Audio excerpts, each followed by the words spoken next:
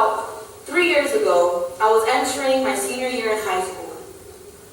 And at this point, I was going through this like spiritual sleep with God. I was kind of having this mediocre relationship with God. I would maybe pray to God a couple times a week, or maybe I wouldn't pray at all. Then, if I needed Him, maybe I would. And I would go to church every Saturday morning because I didn't want my mom to feel bad. She raised me better than that. So I just kind of had this very mediocre relationship with God.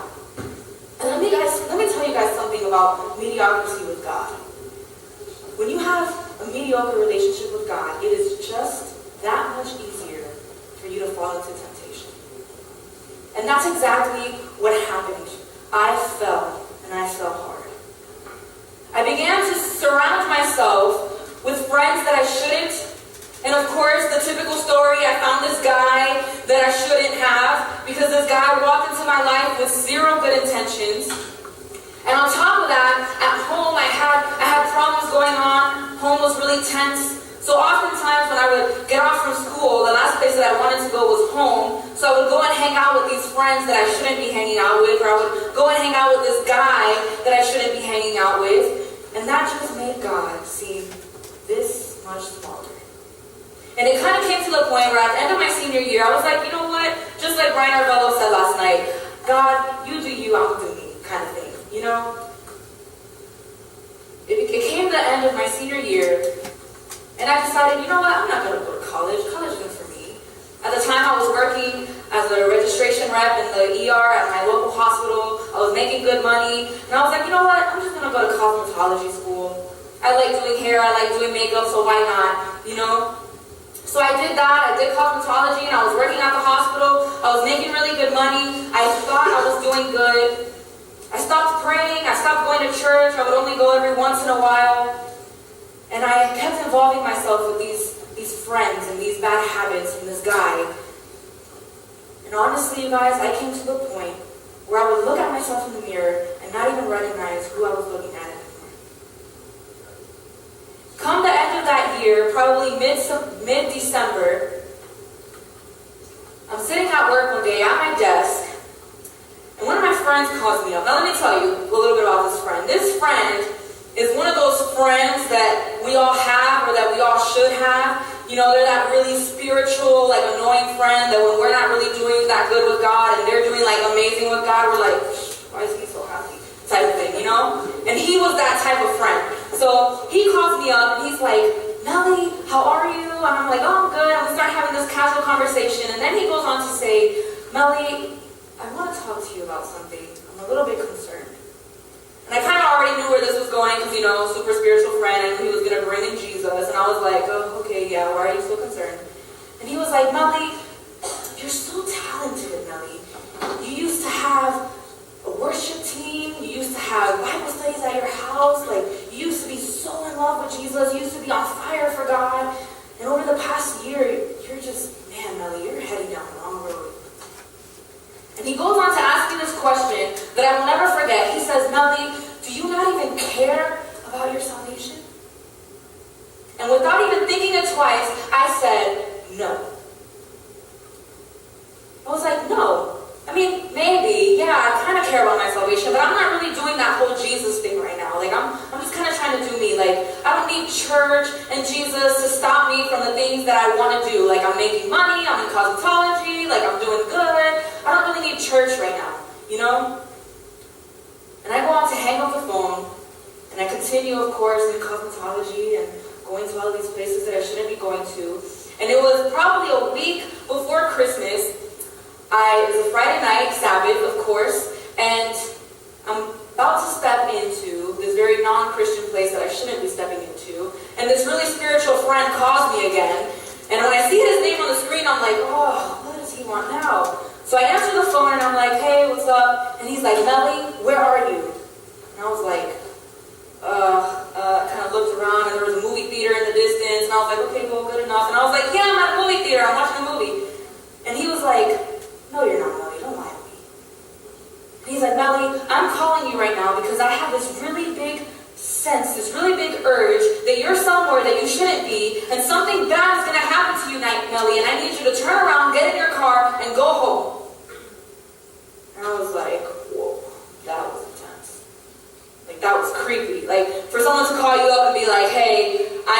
something that you don't know, something bad is about to happen to you, you need to turn around and go home.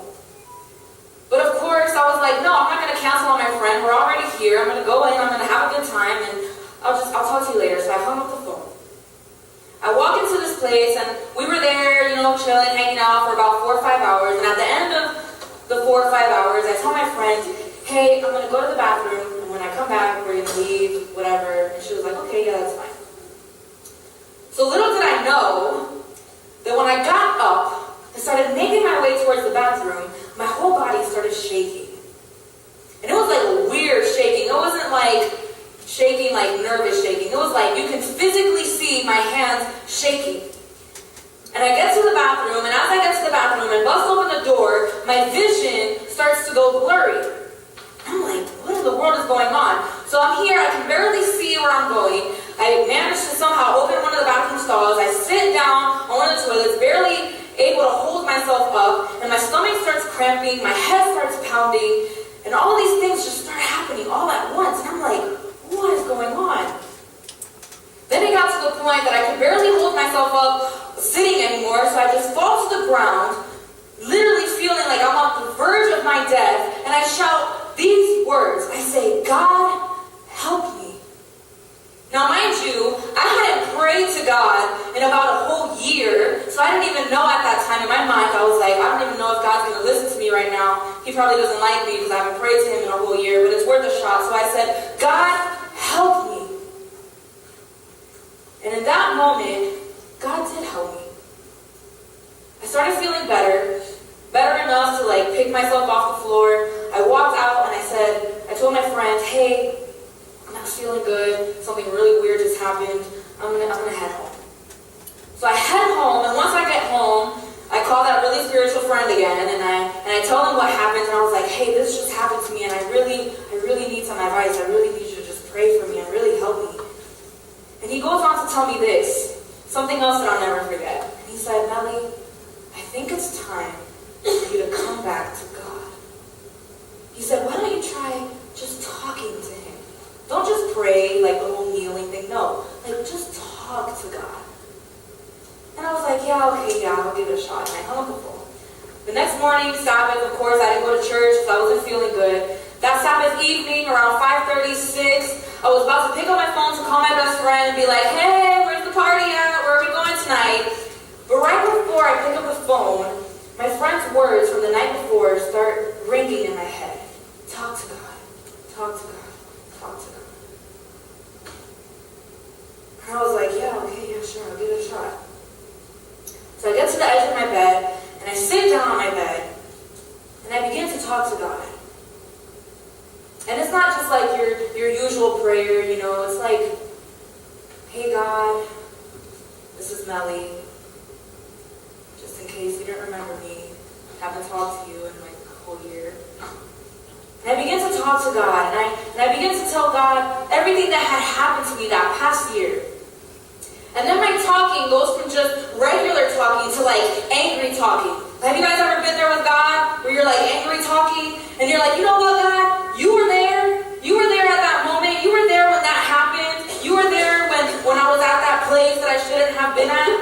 And I started arguing with God, and I was like, haven't I been good enough to you? Since I was born, I was in church. I've been in worship teams. I've been singing to you. I've been preaching for you. I've been doing all of these things in your name. And has that not been good enough? Why did you let me go? Why did you let me get here? And then my angry talking turned into sobbing. And I cried, and I cried, and I cried for about 30-40 minutes straight. And at the end of my crying, this is where that intensely and personally desiring God comes into play. And I say to God, and I'm like, God, help me. I say, God, I am surrendering everything to you. I just can't do it anymore.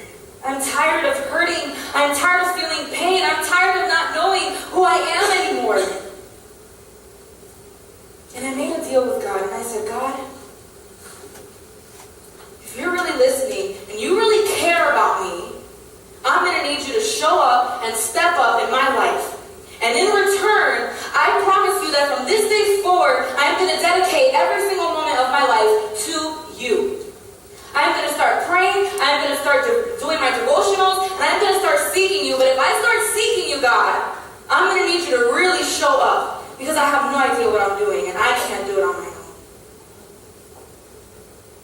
And from that moment forward, that's exactly what I did. Every morning, that following Sunday, that following Monday, that following week, that following month, I would wake up every single morning, pick up my Bible, go to Starbucks, and read the Bible for about an hour, and then pray, intensely desiring God to intervene in my life.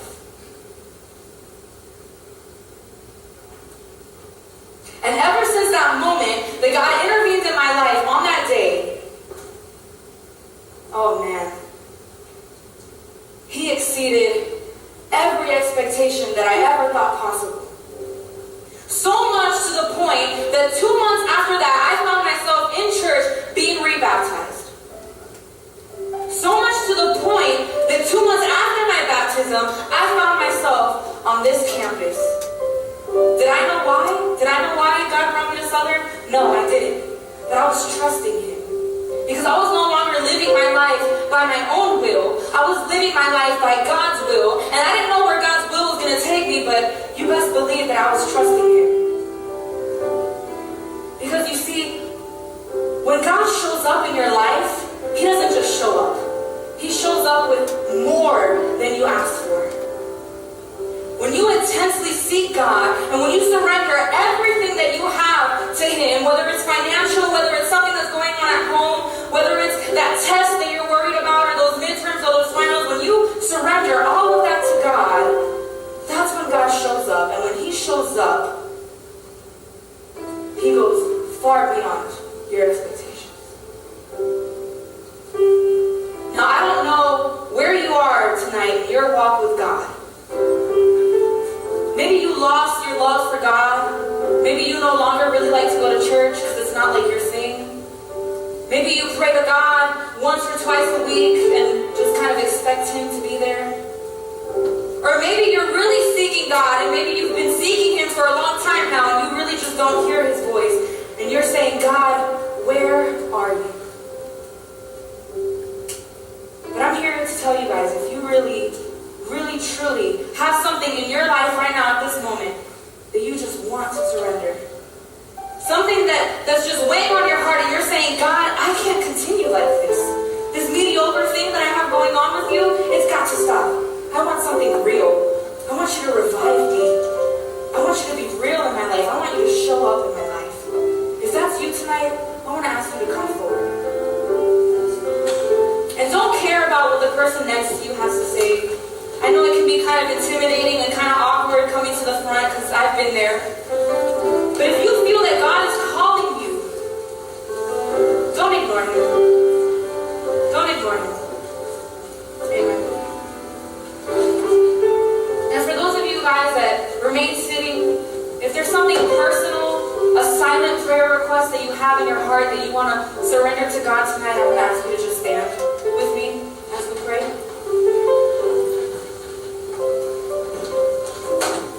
Because can I get raw with you guys for a second? Can I get real with you guys? From personal experience, God is so real, you guys.